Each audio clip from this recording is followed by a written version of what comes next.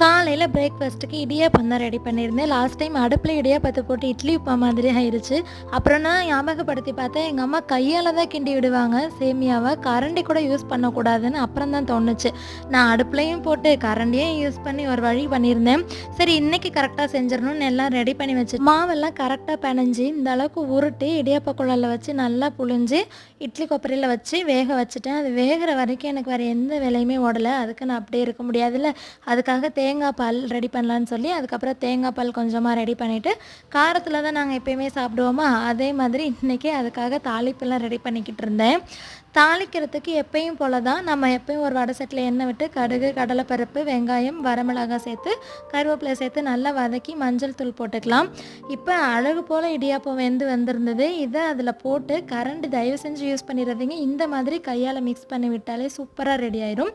இன்றைக்கி எங்கள் வீட்டில் இடியாப்பம் தான் பிரேக்ஃபாஸ்ட்.